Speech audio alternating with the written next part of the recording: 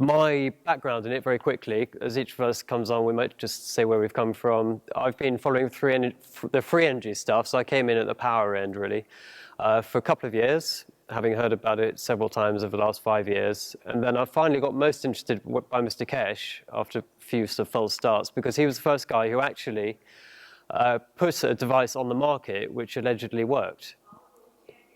You can't hear me? The mic's not working? Is this one? You can hear me. Yes? Does this help? No? The one mount help is working. Well, let's try that again.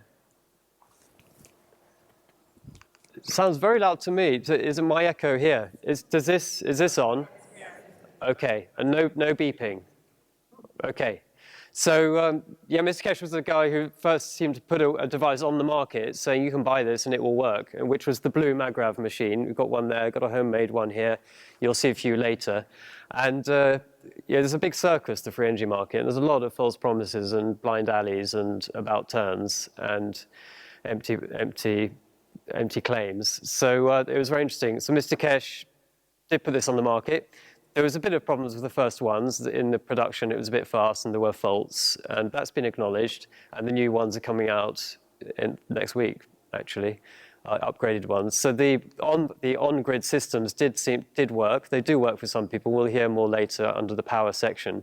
And so to me, that was very encouraging. And then the amazing thing about this technology is it actually expands not just from power, it expands through every part of life, because these plasma fields they're nothing new. They've been around for billions of years. They're God's idea. And it's just man's ability to comprehend how to access them, harness them, and use them for the benefit of mankind. And that's the other thing about Mr. Keshe. His mission, his sole mission or purpose is to bring this science, this spiritual science and technical science to mankind for free.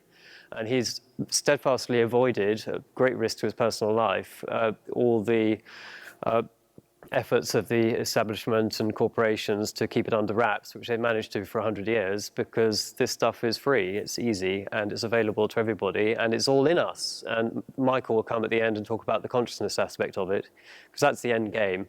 And Mr. Keshe says these are tools. All these plasmas, these GANs, these external things, even power devices, are actually just another crutch, another toy for us, until we finally learn that all this is within us. We can control everything in our life, really, from the soul level. So how that, so I've been looking into this properly for about 8 months. I went to Rome to meet Mr. Keshe because I've learnt through bitter experience that you need to do that first to make sure you're not barking up the wrong tree. And he seemed very authentic, and everybody there seemed very authentic as well, and earnest, and it seemed to be good stuff. So, and it seems to do what it says on the packet. So that was reassuring. And so it's been a bit of a journey into the universe since then, because it starts at source. So what is plasma? We'll go through this. It goes forward. Conventionally, it is to science at the moment, it's a super hot liquid. You heat a gas or liquid to a gas, and you keep heating thousands of degrees, and eventually you'll force the atoms in the gas to separate, and you get a kind of nano material in the gas state. But it's different because you put lots of power and energy into that, and it's not the stuff that Mr. Keshe is talking about as plasma. So we really go to the universal field for this plasma. It is the universal field. It's the field of pure potentials. Imagine the soup of still calm lake of unmanifest life and creation. And then out of that, life gets imprinted. And this field is called variously, more scientifically, the unmanifest dielectric inertia. So unmanifest dielectrics, it's got potential to conduct things and express itself as life, or the fundamental ether, the principal light, the zero-point field, or free plasma, or even in the biblical sense, the Word. In the beginning was the Word, and the Word was this potential vibration, which just needed something to stimulate it and encourage something to manifest. And we'll go through that journey. So when something is stimulated and when this field is acted upon, the result of that is a magnetical or a gravitational effect. And magnetism and gravity are not different energies. It's the same power. It's the same source. All that's happened, the only thing that distinguishes them is that they are of different polarities or going in different directions. So the magnetical fields are radiating outwards from their source. The gravitational ones are kind of gravitating inwards from their impulse, which doesn't mean they're going into nothing, but it's anti-clockwise and counterclockwise is another way of imagining just two different directions. And from that, everything else happens.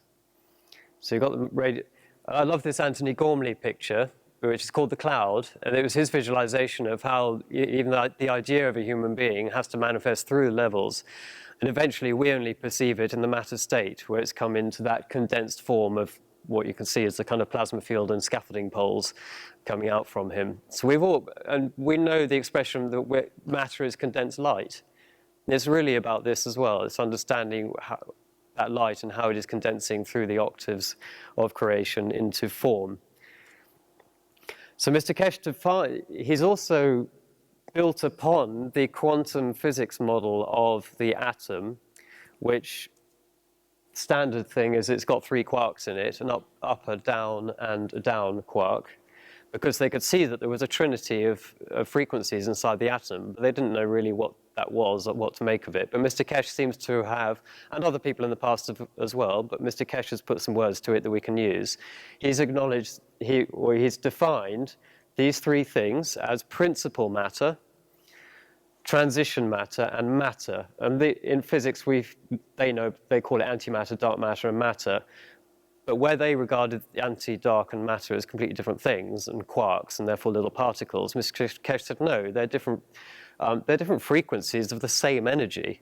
So this trinity, which we see through all traditions, all cultures, is the same energy, but just the 3 different strengths of it.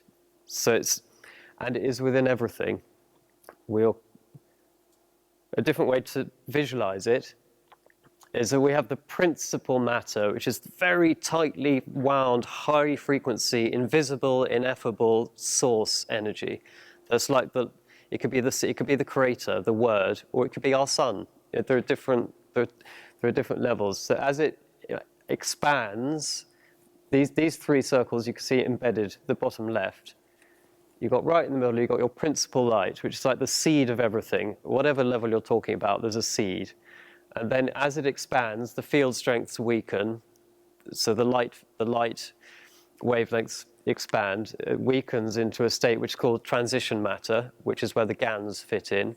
And eventually they expand even more until we get what we call the matter fields, the visual light, and our electromagnetic spectrum here.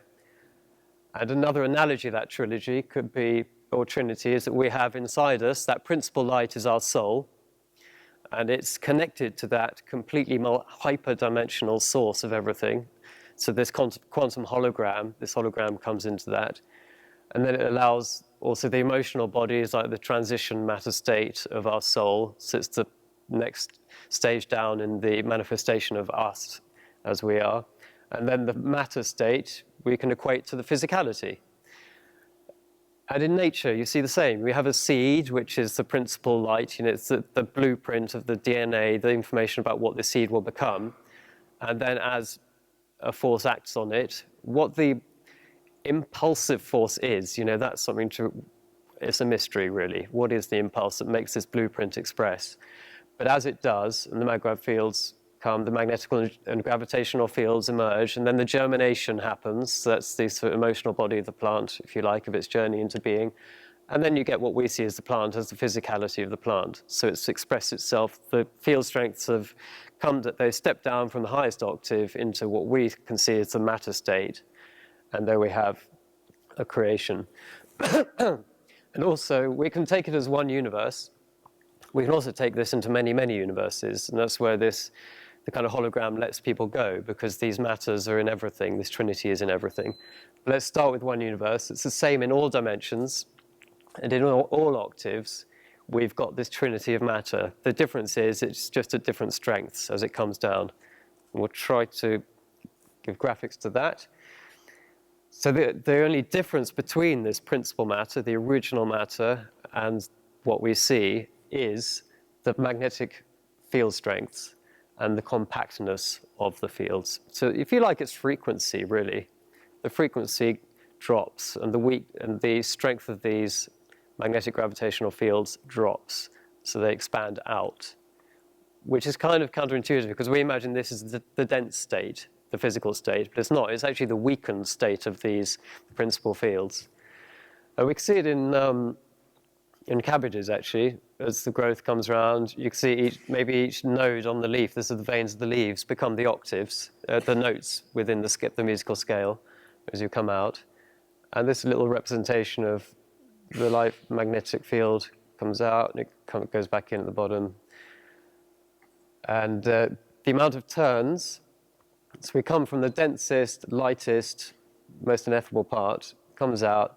The pitch of a note or the field strength of a substance is decreasing as you come out and you unwind into our matter state and what we perceive as the matter boundary. So try some more graphics or analogies. We've got as above, so below. So you can imagine as above, we've got the principal matter, weakening to transition matter, weakening to matter state. And just as weather down here, you can imagine it's the clear blue sky for us is the equivalent of the principal light in the universe. As the atmospheric conditions change, our clear blue sky becomes cloudy. It starts to condense into water vapor. And so as the principal light in the universe starts to manifest, it condenses into transition matter, which is the other light that we can't quite yet see. And then as the weather changes, this vapor condenses into rain for us. In terms of this light, this source light, it's condensing into matter state for us. So you see, this trinity of physics, of interactions, works at every level. If we're looking at it just in matter state, or if we're trying to imagine it in the higher octaves. This is where our free plasma is the reflection of that principal light. Our GANs is the bridge, and the matter is what we work with. So, to another analogy. We can also imagine this original source is the master pizza. It is the Domino's margarita. And I like this because it's something we can easily grapple with. The margarita is the trinity. It's got the base of dough, and this base is in every pizza. The tomato is in every pizza, and the cheese is in every pizza. So you can imagine this fundamental plasma, it comes into the neutron. The atom is made of the neutron, the proton, and the electron. It's the same thing. It has different field strengths of the dough, the tomato, and the cheese. And the only difference is that as these field strengths weaken and come into matter state, things express themselves differently, but they've all got the same plasma in them. Every cell, every atom has got the pizza, just at different sizes.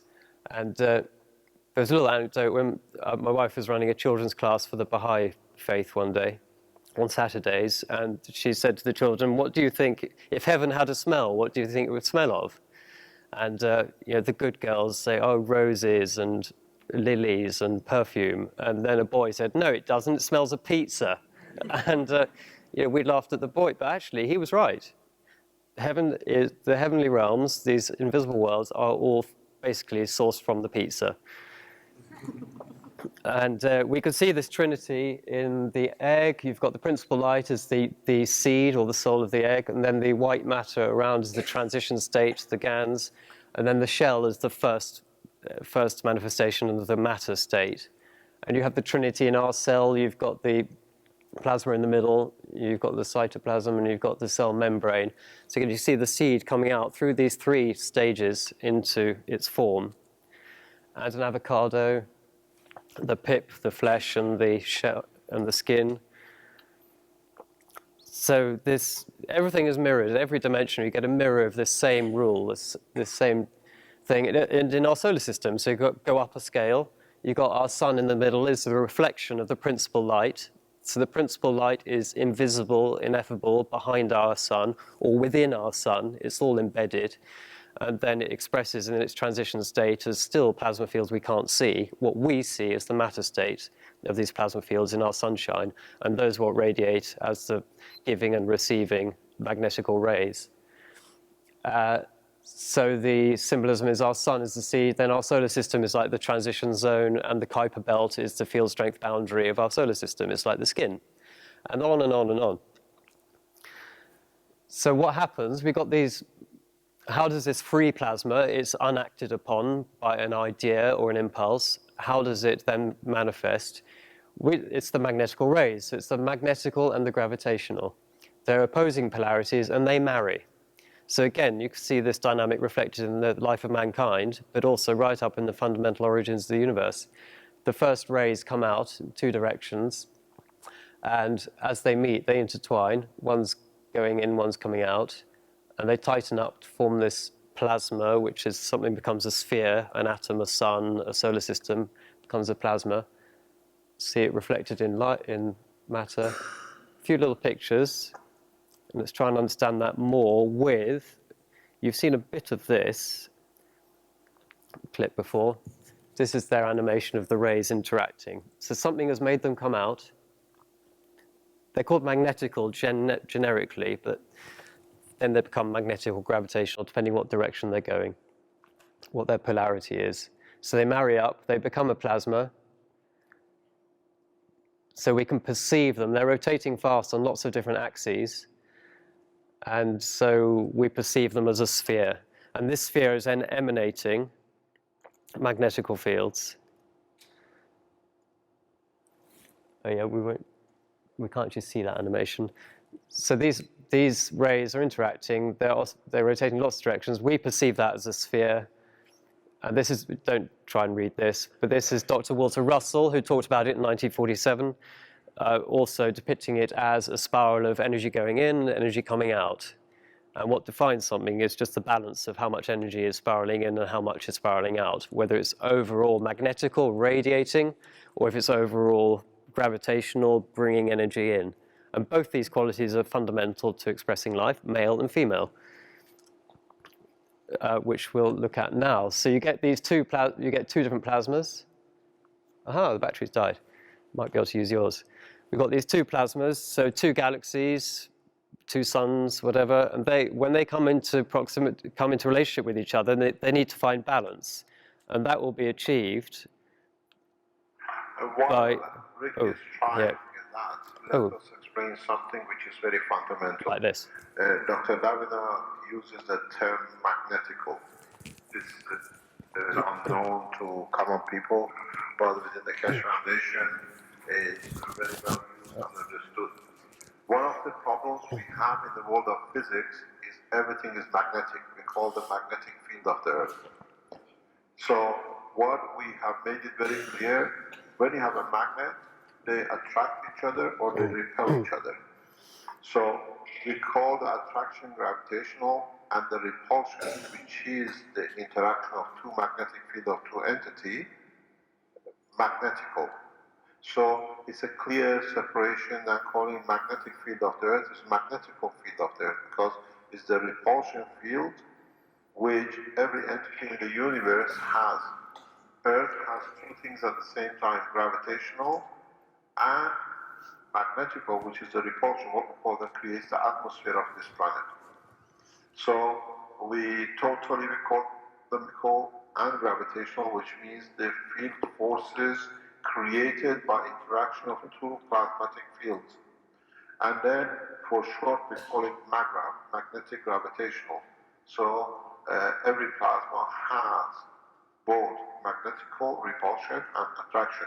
Is when you have two magnets, if you have two similar poles that attract each other, the term in English gravitation, they gravitate towards each other.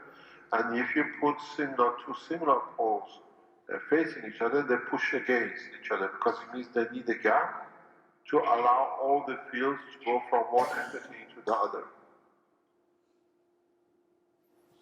Yeah. While I think that was the end of that one. Yeah. So just to put some graphics into this seeking balance, because this seeking balance is the key to everything, and then we'll go on to why does this matter and how can we use the GANs. So you have things with different polarities, different field strengths.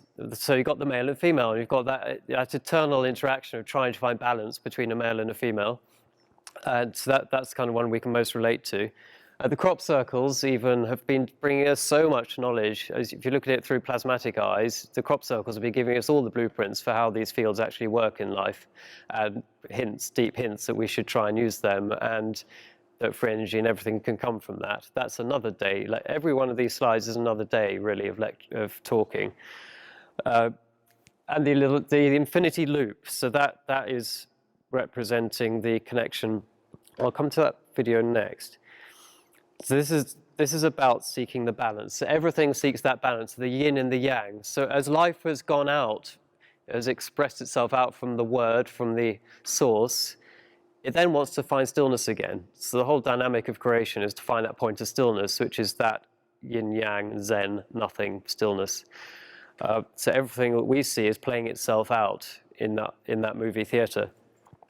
So we've got two different plasmas, two different field strengths. You've got a little one, so it's like a little one there and a big one there. And the Coulomb Barrier, which, as they call it in physics, is where these two fields meet. And that's the point of friction.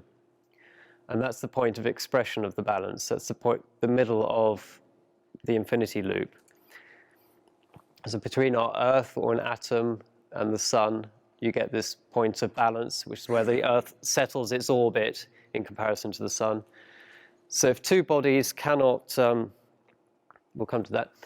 The same with temperature. So we can imagine in everyday life, this balancing is seen in everything. So temperature is different magnetic gravitational fields. The warmth is expressing as more magnetical, it's more radiating. The cold is more gravitational. And the temperature we feel is that balance in the middle.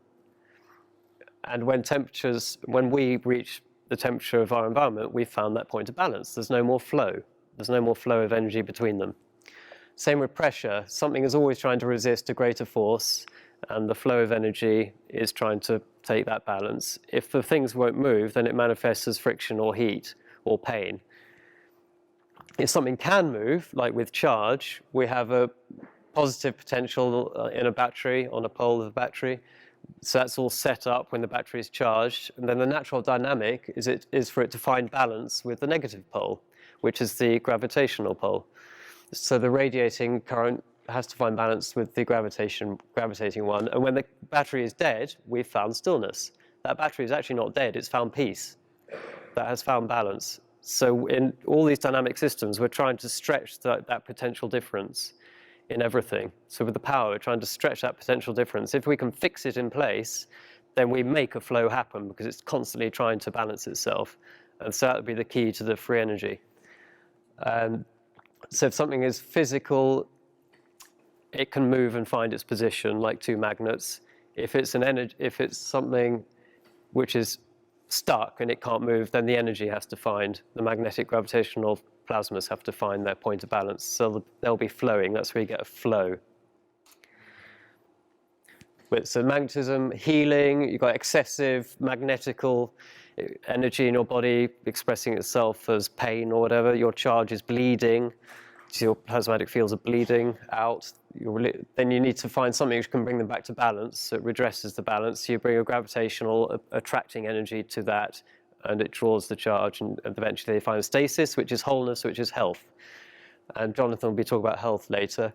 Our solar system, we've seen that kinetic balance. If things can move, they just find their magnetical position where it's in perfect balance.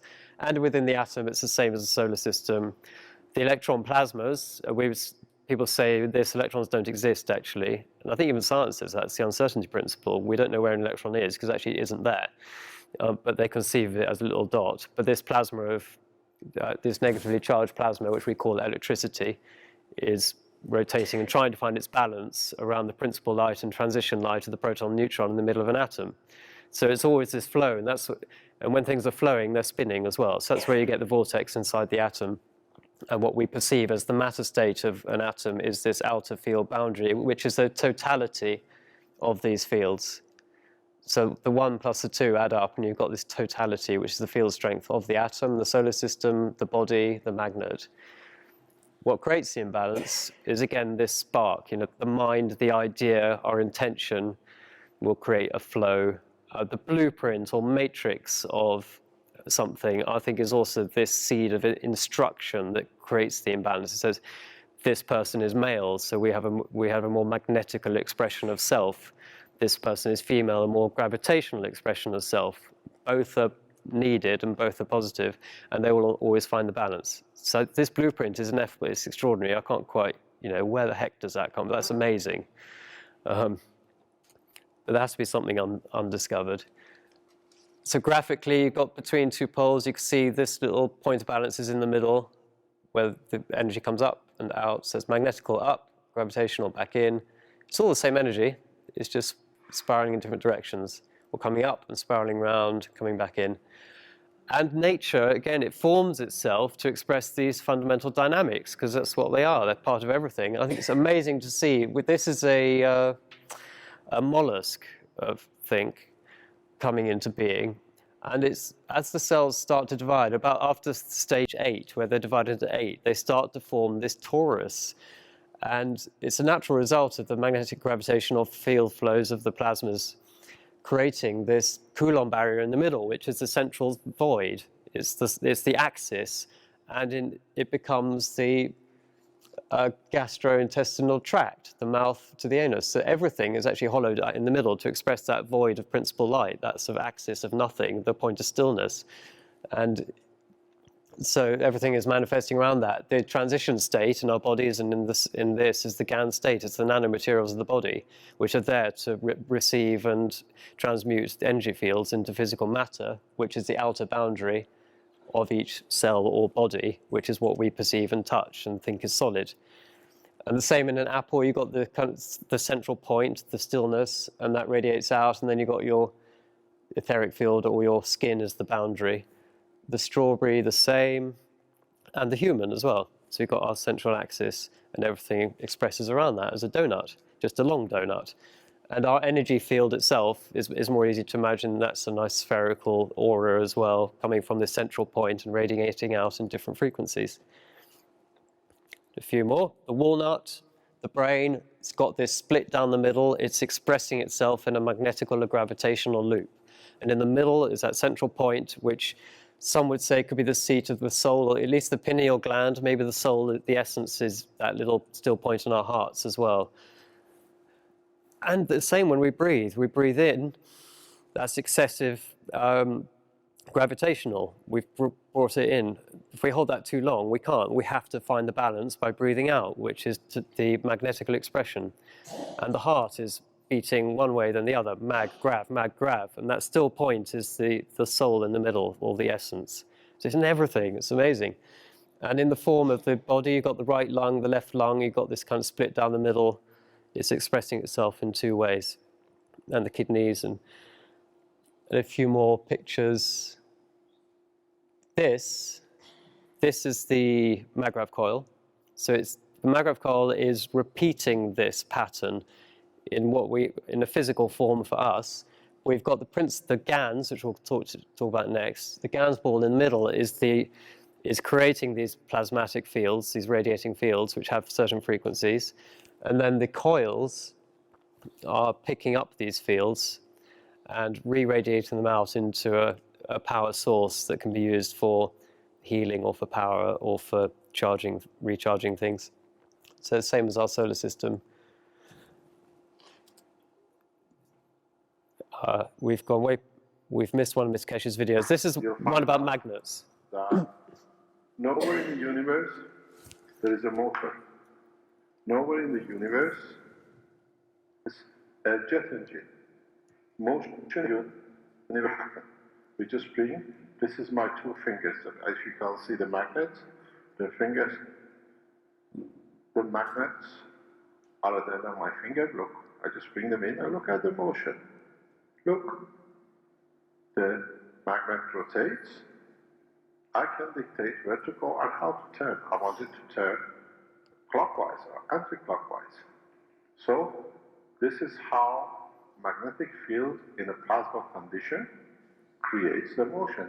But nothing is flat in the universe. In the universe, the plasmas are in this shape. They stand up. So if I can be able to do something very nice here, you will see a magic, which a lot of adults older than you have not managed to understand yet.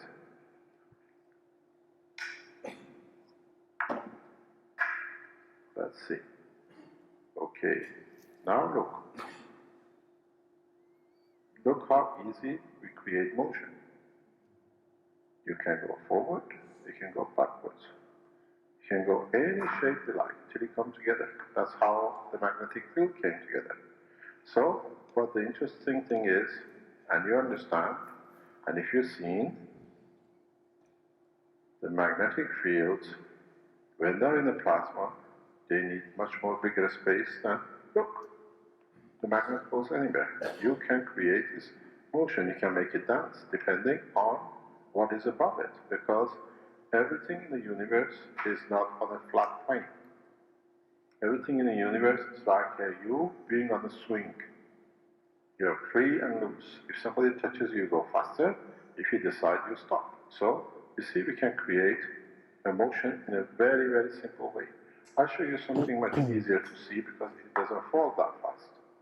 If you make this stronger, and we bring in 2 more magnets from somewhere else, then you see more stability of it. Now, look. We don't need to do anything. We can make it to go left or right.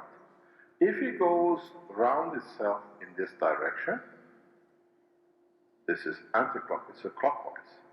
If it goes left, this is how most of the plasmas move in the universe. They go this way, backwards. And we call it anti-clockwise. If it goes clockwise, we call it the positron. Nobody knows what this name came from, because they think it's positive and it goes the right way. But strange enough, the clock of the universe moves in motional way backwards. It goes anti-clockwise. And all the plasmas, most of the plasmas in the universe go like as you see in your magnet there. And all they move this way, backwards. And you see, somewhere, and then some go forwards. Very few go forwards, and we call these positrons.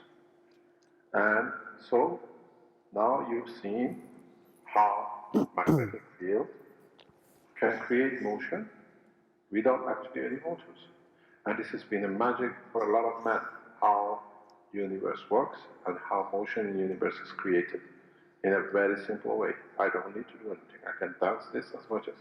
But when you come exactly fast enough, it becomes like Earth. What happens in our Earth? This is our Earth. Yeah. So the magic of magnets. Oh, and here's magnets and planets. These things.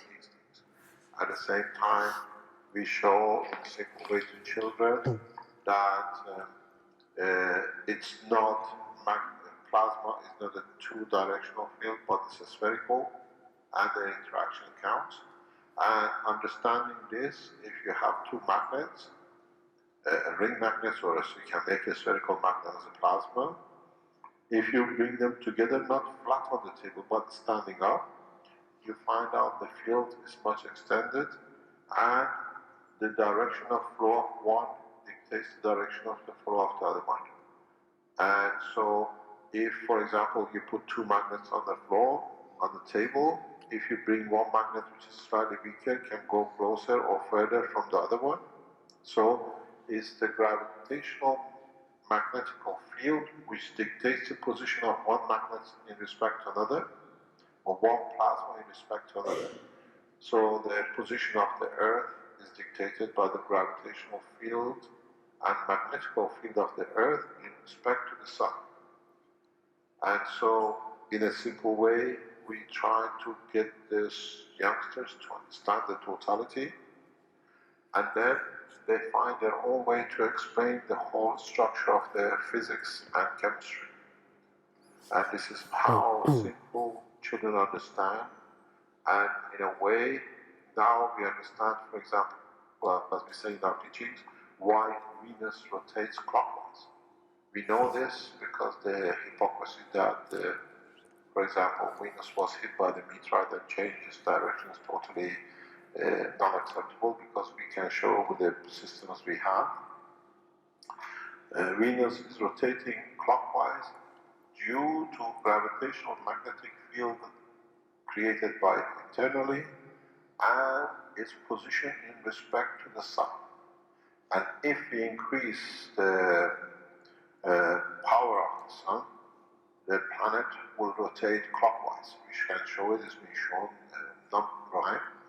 Or if we increase the gravitational magnetic field of the Mars, it will start going clockwise, anti-clockwise. So the hypocrisy that the Venus rotating in the opposite direction is not correct. It's a physical interaction of the plasmatic magnetic pole and gravitational field of the planet in respect to the strength of the gravitational magnetic field of the Sun and its position at this moment. When the Venus gets pulled further in a few million years, it starts going clockwise like every other planet. And you can see this in the experiments we showed before in different teaching.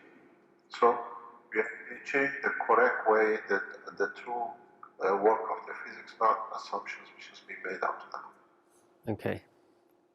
Where he says what sounds like hypocrisy, he's saying hypothesis, not hypocrisy, the hypothesis about Venus. Anyway, so just to summarize that, why does this all matter? So understanding how these fields work. With the plasmatic fields, we're working with the fields beyond the matter state. So the higher frequency, the invisible, the transition state. And so if we can be working at that level, so imagine something is just 3 spins, is very, very tightly coiled. That's in its principal matter, that's principal light. That's very, very high frequency plasma state. Same 3 coils, weakened field strength is in the transition state. Weakened further, this same 3 coil is matter state. We're used to working with matter and its derivatives, which could be our etheric body, within the lower part of the electromagnetic spectrum. Yeah, within that, 1 octave is the electromagnetic spectrum of speed of light, which is all the phenomena we associate with this dimension. If we go up a dimension, another octave in the universe, we're going to another light speed, and that's where these other things happen. The transition matter is beyond light speed, as I understand, because light speed has a speed at every octave.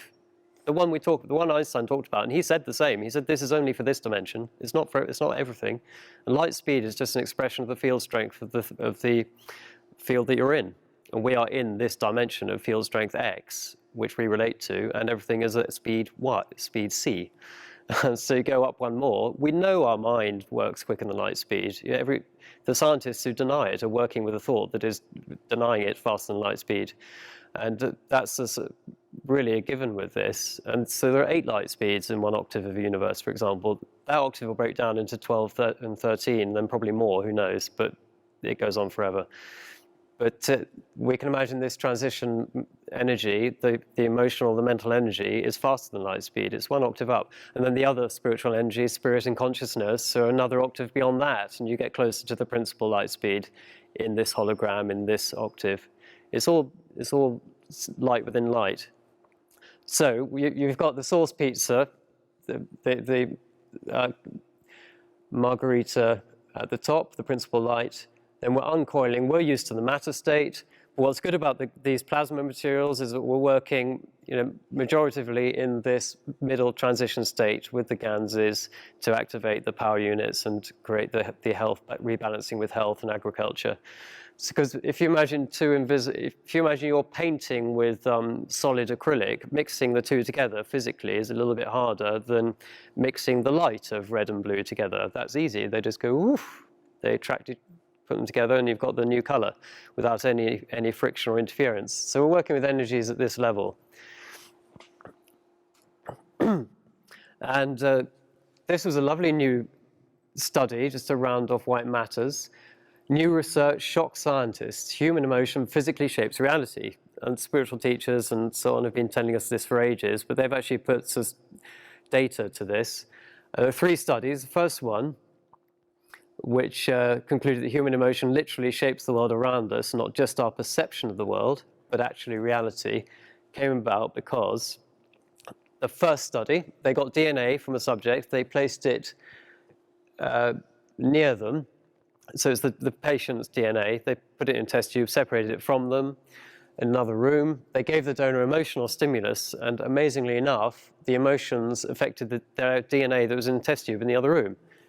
And negative emotions, this is interesting, the DNA tightened, so you got a kind of tight ball, and the positive emotion expanded, so the grav and the mag. The positive emotion expanded the fields and relaxed them, and at the same time in the patient, the same happened in the test tube. And so to them, this was defying conventional physics. But it's not really. You see these magnetic fields, they affect everything at every level. So we are connected with our own DNA wherever it is. And they found out more about that by taking some white blood cells, putting them in chambers where they could measure the changes to the white blood cell. And then the donor was subjected to stimulation, again, emotional stimulation. And the DNA in the white blood cell, again in a different room, but actually 50 miles away this time as well, exhibited exactly the same troughs and peaks of emotional experience. The point here was distance as well. It's 50 miles, 100 miles. It was way further than they could say, well, that was just radio waves or something. Well, they travel a long way too. Or something more physical, more matter state. They couldn't deny that. And it was exactly the same time. There was 0 time difference. So it wasn't the speed of light transmission. It was beyond that. So they know that it's quantum entanglement. They say things happen immediately, and that's beyond the speed of light. So it's been vexing them for a long time. But we can imagine this in transition and principal matter state. Things are happening quicker. And so they found out, you and your DNA, or anyone like you who shares your DNA or shares your belief system, your feeling, your thoughts, your concept, any ideas, will resonate with other people around the planet and galaxy with the same ideas. It's the same field strength will resonate across the universe. And they also found that with light, they put light photons, which we call plasmas, so little magnetical gravitational spheres of pizza, but just at a certain field strength. So these light pizzas were in the vacuum, without any intention put on them. They were just random. But then they put the DNA in, which is radiating its Magrav field strength of the information which it holds, instructed those photons, those little plasma spheres, to take up the form of the DNA helix in this vacuum state. And that was just staggering to them and to us, really. And so they precisely followed the geometry. The DNA itself, with its blueprint, was radiating as the instruction for life. And this will become important with the GANs. It was the reference node for this plasma to form. It told this plasma how it needed to be. And so their conclusion was that we're forced to accept the possibility of some new field of energy. They had to admit that human DNA literally shapes the behavior of light photons that make up the world around us. That goes into epigenetics and all that stuff. Our DNA is not fixed. It's not a program we have to be enslaved by. If we change our subconscious programming, we change the reality that we perceive and experience. And that our DNA is connected beyond space and time, wherever it is, wherever the similarities are, we're connected.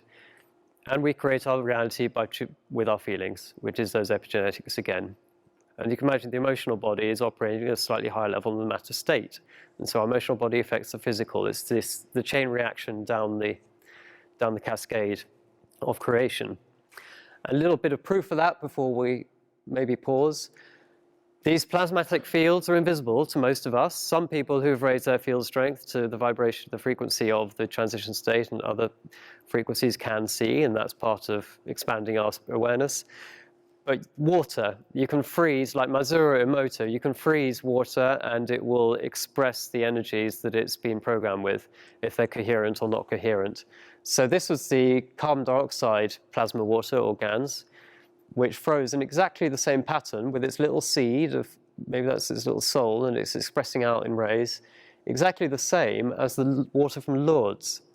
And these healing wells, this explains what's happening in the healing wells, they're carrying the frequency and information of balance, and for humans at the CO2 level, balance for our body.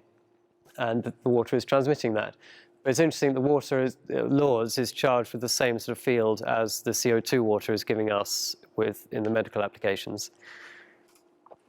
And also the rays coming out of, say, a health pen or a Magrav reactor are radiating this torus. We can't see them, but the water will not freeze where these plasmatic fields are in its place. And so it manifests the form of these rays, which is nice to see. It's a bit bad on the screen. You can just see some nice patterns, and particularly there. It's a very even distribution, which, and I've done this, if you freeze a normal glass of water, it's not like that. If you do it with a paint pen in, you can see there's a coherent field being radiated by it.